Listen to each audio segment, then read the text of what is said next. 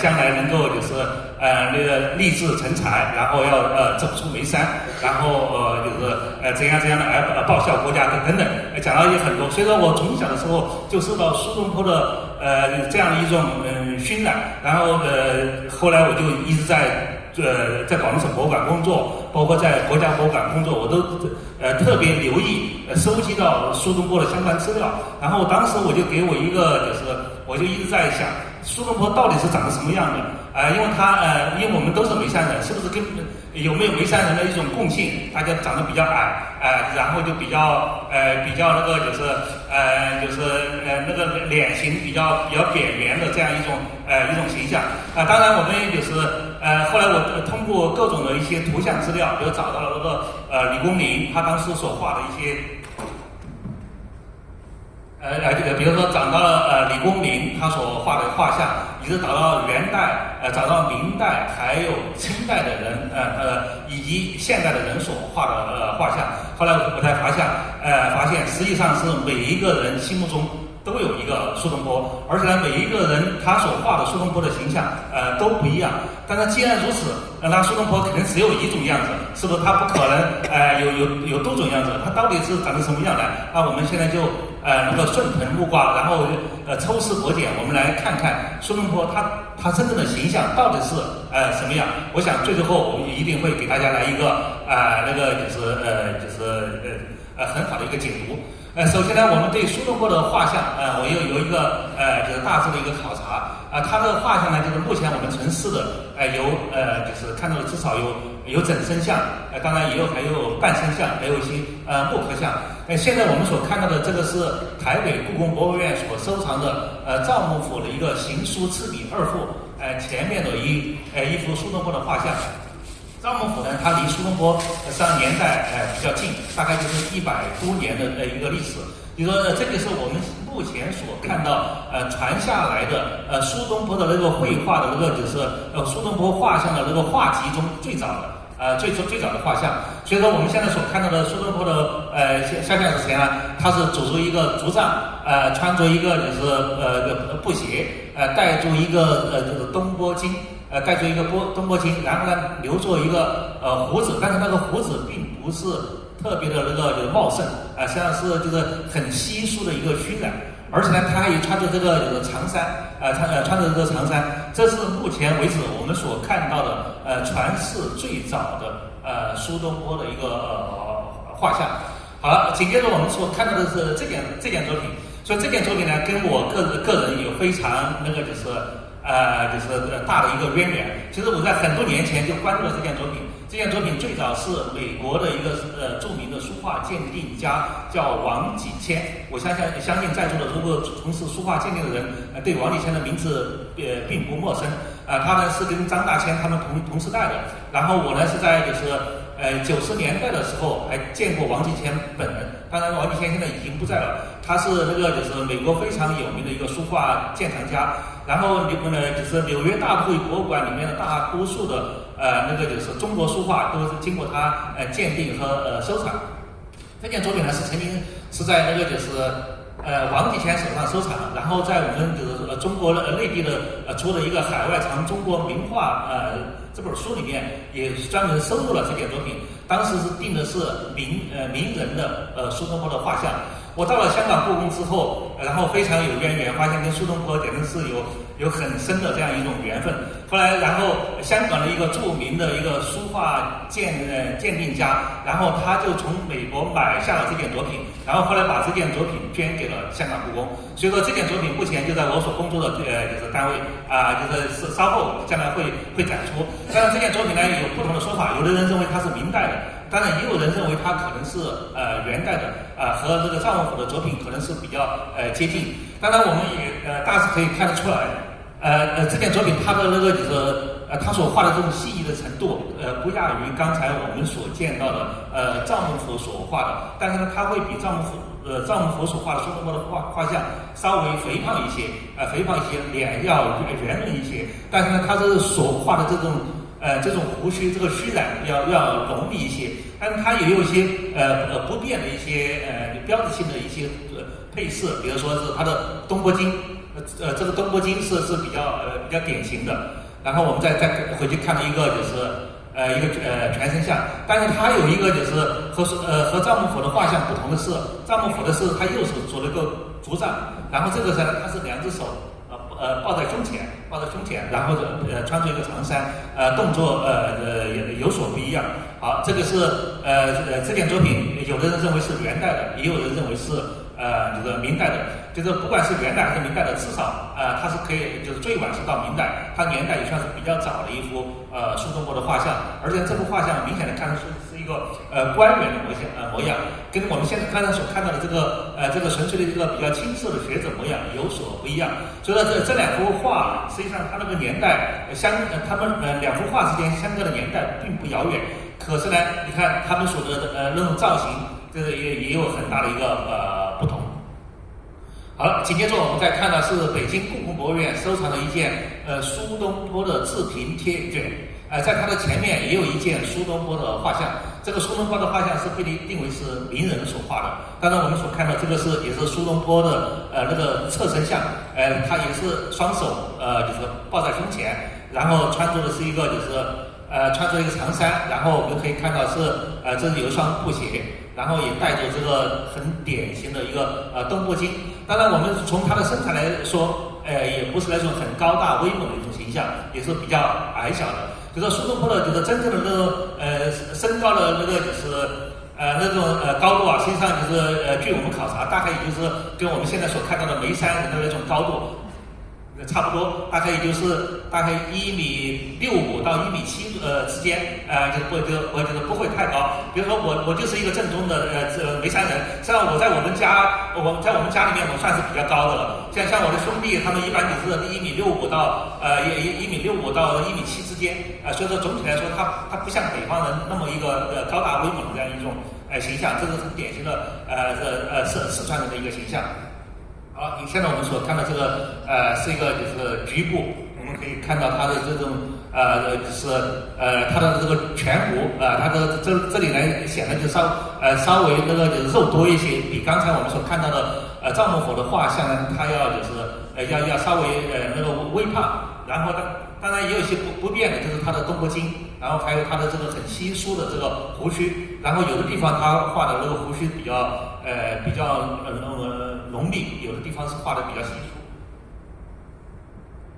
好了，紧接着我们再看到一个这件作品呢，就是叫锦旗的苏东坡的一个画像。当然锦旗呢，这个对锦旗这个这是一个和尚，是一个僧人。对锦旗的就是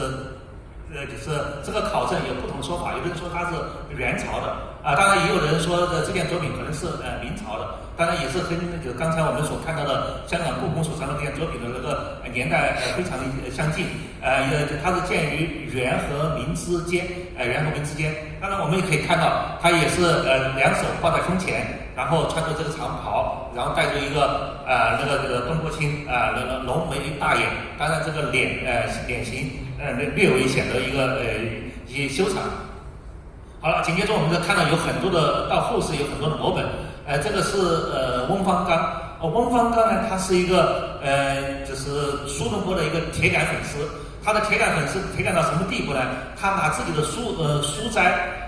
他把自己的书斋就起名叫书斋，起名叫哪个书呢？苏东坡的书就是苏东坡以苏东坡的姓来做一个斋号，所以叫书斋。而且呢，他在每年的12月19日苏东坡的生日的时候，然后他就是专门那个就是会有一个就是授书会，然后授书会的时候他会就是会把苏东坡的画像挂出来，让大家来进行顶礼膜拜，然后再吟诗作赋，在那个在一起的雅集。所以说就是苏东坡就是翁方刚是苏东坡的一个铁杆粉丝，他所收藏过的跟苏东坡有关的书法，还有苏东坡的画像，可以说是不胜枚举。而且呢，他自己也画了不少的苏东坡的一个画像。这个是我们所看到的上海博物馆所藏的他所画的苏东坡的一个全身像，也是双手抱在胸前这样的穿着长袍的这样一种形象。好了，紧接着我们再看就是天津博物馆也有一件也有一件那个就是白描的就是这个蔡家是清代那个就是康熙乾隆时期的一个就是那个画家，他所画的一个苏东坡的形象。你看我们所看到的这个是他所画的苏东坡形象也是双手抱于胸前，然后呢带着苏东坡的带着这个东坡经，然后你看到他的这个胡须是比较浓密，当然也有部分的是比较稀疏的，但是他的整个这个装束都比较相近。当然唯一不同的是他的脸型，有的是比较圆润，当然也有的是比较清瘦，有的是比较就是脸型比较阔比较长，当然也有的比较是宽就是它有不同的这样一种形象。紧接着我们再看辽宁省博也有一件苏东坡的像，这个是清代人叫吴乃所画的。你看他这个形象跟我们刚才所看到的翁方刚所画的一个苏东坡的形象是非常的相近。从这个画像我们可以看得出来，实际上他们都有一个大致的摹本他们都有一个摹本当然他们这个摹本呢是中间会经过不断的一个演变，会不断的一个演变，而且呢最后是万变不离其宗，所以他们会有一个大致的一个姿势，比如说他的站立的姿势，双手抱拳拢袖的这样一种姿势，还戴着东京帽的这种姿势基本上不变的。但是呢脸型它有胖瘦之别，有长短之别，有宽圆之别。好，现在我们所看的这个是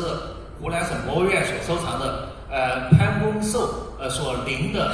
那个裘英所画的这个苏东坡的画像。这个苏东坡的画像这个也跟刚才的有所不一样，他穿着一个红色的布衣穿着一个红色的布衣，大家看这个鞋子非常有意思，是红色的。然后呢当然这个东坡经并没有变化，但是他这个手势有所变化了。刚才我们看到的是两只手拢袖放在胸前，然后现在所看到的是一只手是下垂，另外一只手是辅助这个就是腰带，然后呢是往前风尘仆仆的样子。现在我们所看到这件作品呢，实际上是不是一个静止的苏东坡的形象，它是一个动态的苏东坡正在行走的这样一种形象。好了，紧接着我们看到这个是国家博物馆所收藏的一个就是叶彦南是广东的一个著名的学者，他是画过了个清代学者像传，现在画过清代学者像传，然后呢也画过历代文苑像传，就是这件作品呢就是中国国家博物馆所收藏的历代文苑像传中的苏东坡的画像。我们所看到这个是一个彩绘像，也是苏东坡穿着一个长袍，然后拢袖放于那个就是胸前，而且看到他这个鞋子它的颜色有所变，刚才我们看到的是朱鞋，红色的那个就是布衣，好了，现在看到是绿色的布衣，它有一些。当然，它这个是对襟的这种就是衣服没有变化，但是呢，刚才我们看到对襟的衣服是这样斜扣住的，但它这个呢是就是敞开的。然后呢，当然这个就是它的这个脸型比较就是比较长，然后呢它的整个这个东坡经也就是这个形象，东坡经的形象跟刚才我们看到是比较接近的。这个是就是这个是一个局部。好了，紧接着说我们再看那个就是朱鹤年是清代就是钱家时期的一个著名的一个人物画家，长期活动于北京，所以北京当时的很多的文人都被他画过很多的一个肖像。当然朱鹤年他自己也画过很多的苏东坡的肖像。然后现在我们所看到的这件作品呢，实际上它是临摹的李公麟的画像。当然李公麟画像待会儿我们会讲到，因为李公麟的画像呢原籍现在已经不在了，当然现在我们在眉山三书祠的一个碑上还能够看到当时所刻的李公麟的画像。所以说现在的这件作品它实际上就是临摹的李公麟的一个就是画的苏东坡的一个形象。你看苏东坡是住在这个石头上，然后就是一只手辅助这个竹杖，然后在这做沉思状这样一个形象。所以说这件作品是我们目前被认为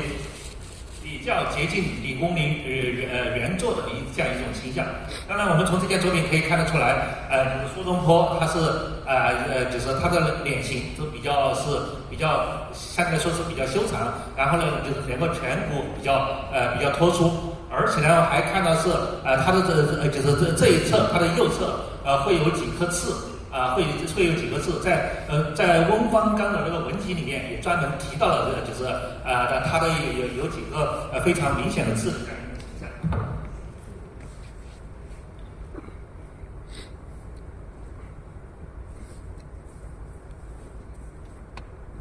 好，现在我们所看到这个是朱鹤年所画的另外一件作品，这个是国家博物馆所收藏的。你看，即便是同一个画家，就是他所画的苏东坡，他也有所不同。这个是苏东坡在读书的形象，而且是边走，就是算是引读图，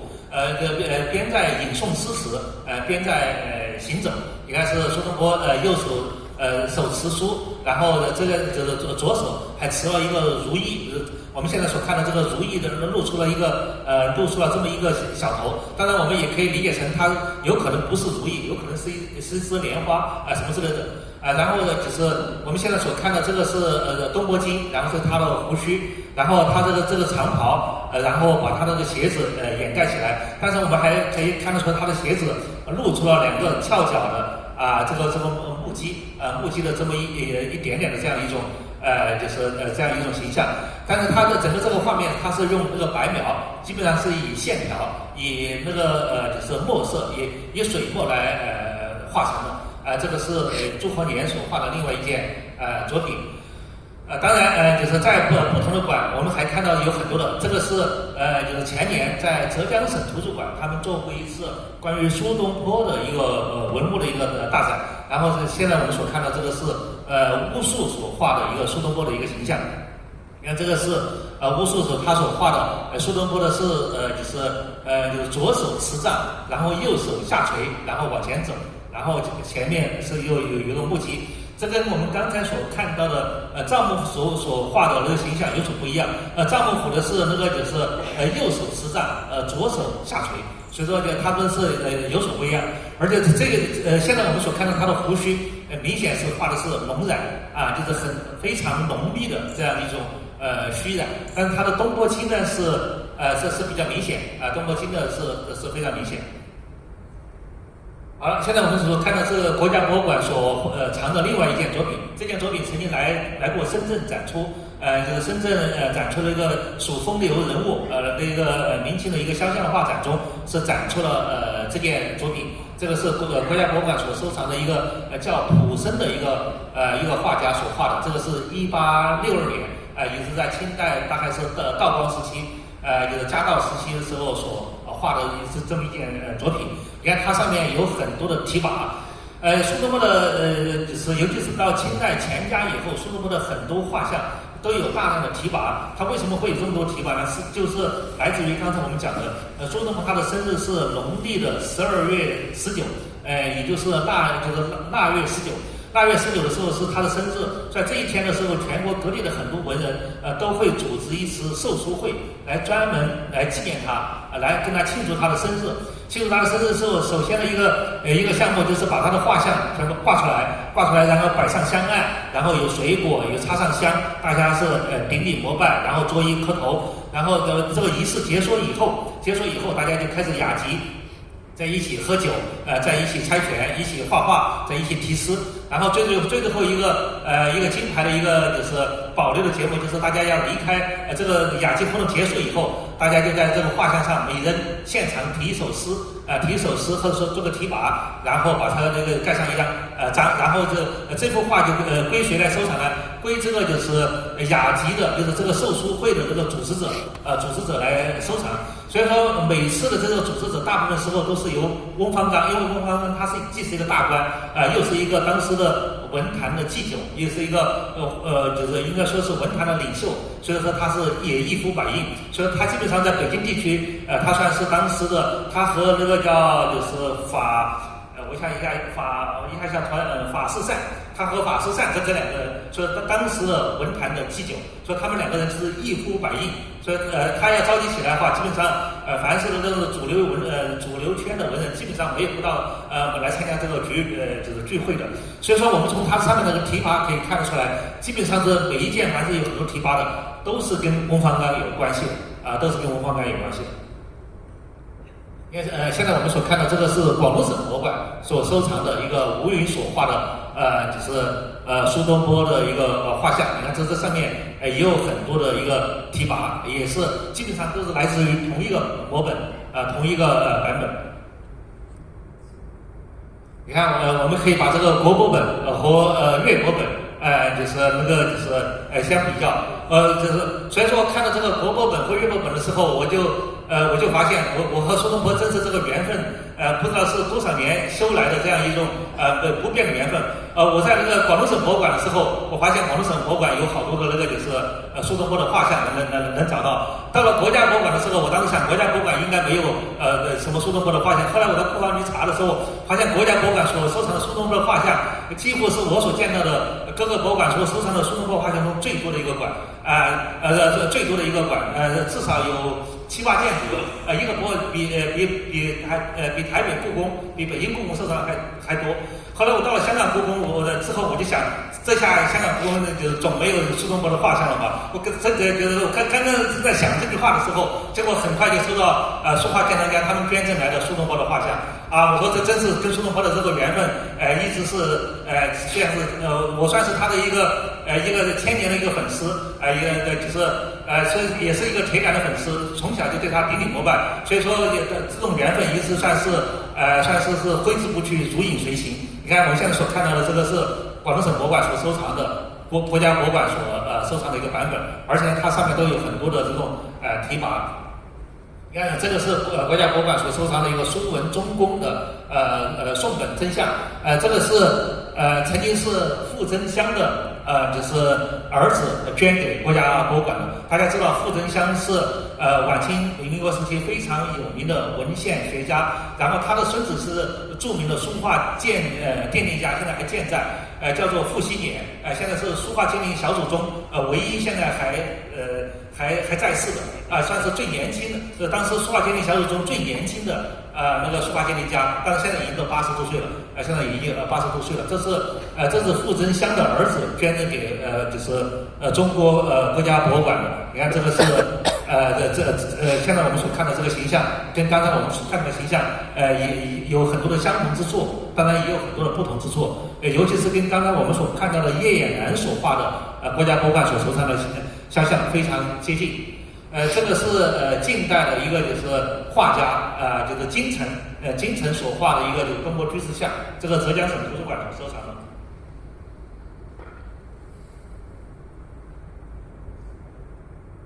好了，紧接着我们再看浙江省图书馆还收藏了一件海上画派的一个重要画家，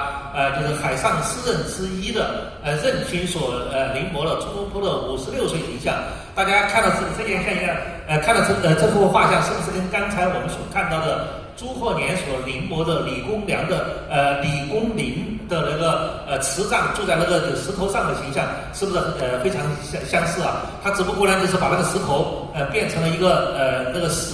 用石头做的一个椅子，然后呢就是刚才我们所看到的是他左手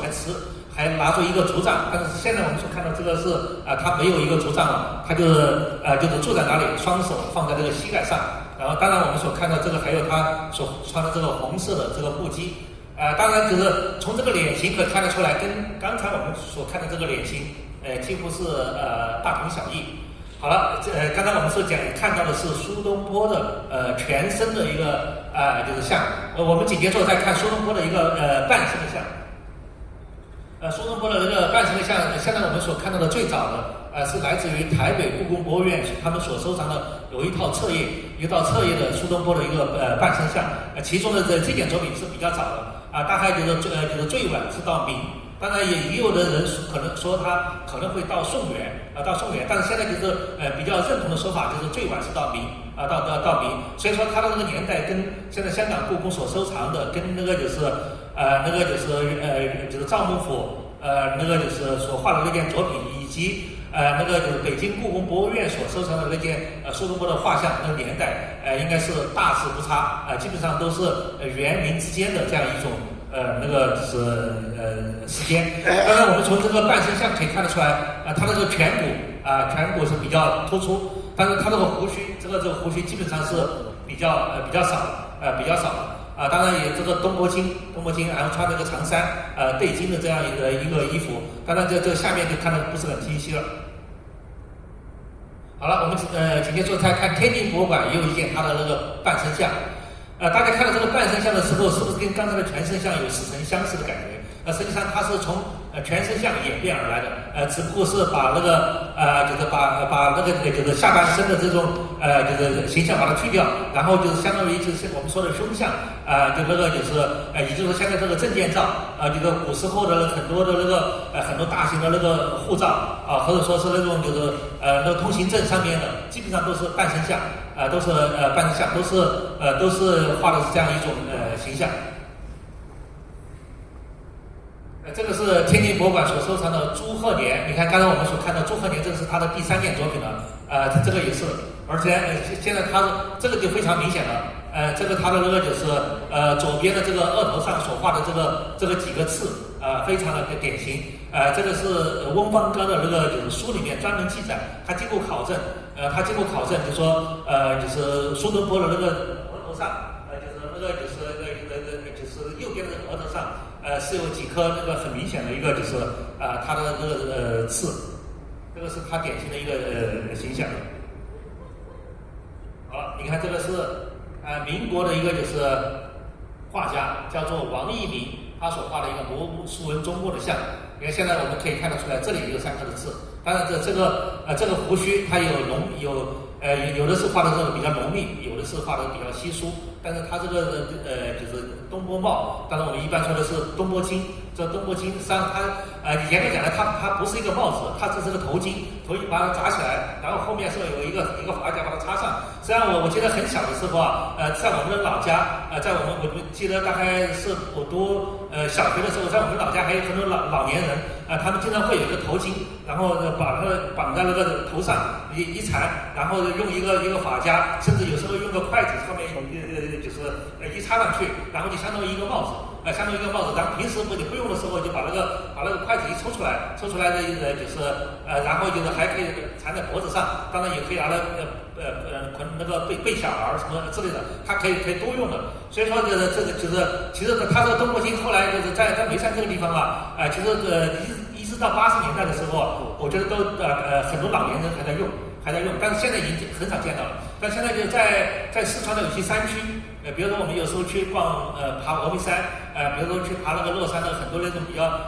高的山，还看到一些当地的原住民，还有的现在还戴这种帽子也有，但是就不太普及了，但是在我小的时候，经常还见到很多老人家用这个。好了，现在我们所看到这个是北京故宫博物院所收藏的一个清代的一个画家，叫做陈祖庆，他所画的一个苏东坡的一个半身像，半身像。你看这就把他的脖子就感觉到那个脖子画的很短但是他那个脸型也看到画的是比较瘦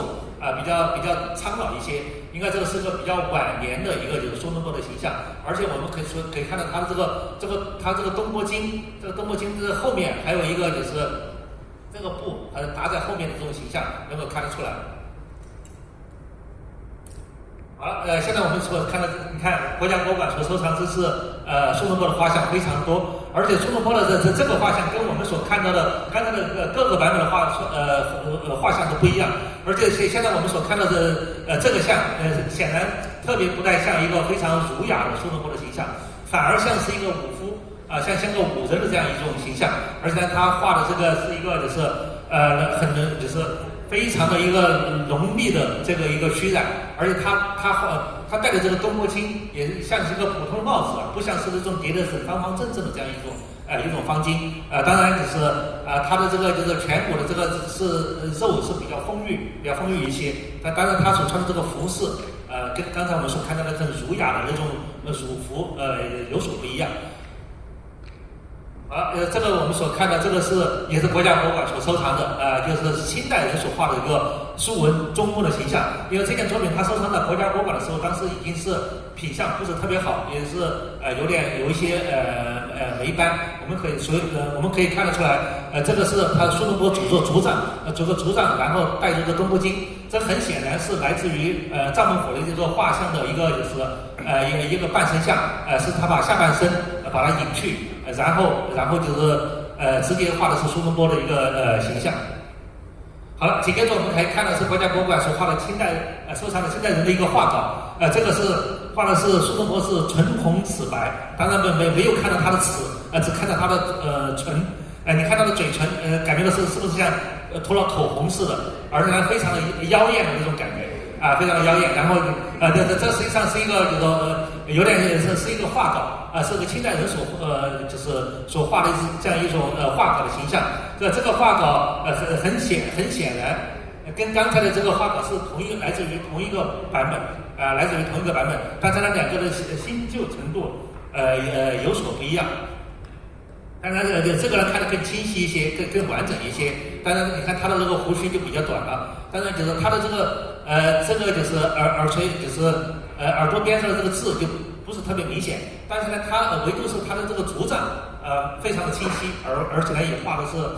非常的一个工整。好了，我们再看的是国家博物馆还收藏了一本册页，也是苏东坡的一个形象，但是他穿的是一个蓝色的那个长袍，穿的蓝色的长袍，带着一个东坡青，然后呢，当然脸色比较红润，然后这里这几个刺就特别明显了，但是他这个耳边还有一些那种就是绒毛也非常清晰，但是他这个眉毛是浓眉大眼当然嘴唇也非常红，然后他这个胡须大家可以留意到之前我们看到的是就是这个下嘴唇这里的胡须不太明显，都是都是这里的那个就是下巴这里的胡须，这个嘴唇下面的胡须不太明显，但这里你可以看得出来，这个嘴唇上面的胡须非常多，然后呢就是上嘴唇之间呢也有不少的胡须，但是耳腮旁边反而就是没什么胡须了就是这个是跟他每个画家的个性不一样，他所渲染的这种苏东坡的形象也有所不一样。好了，这个是国家博物馆所收藏的另外一件现代人所画的。当然，这个就是这个现代人到底是谁，当然无法考证，当然上面没有记录。当然这件作品离我们的现代年代大概并不遥远，就是不到100年的时间。可以看得出来，他是把苏东坡也是在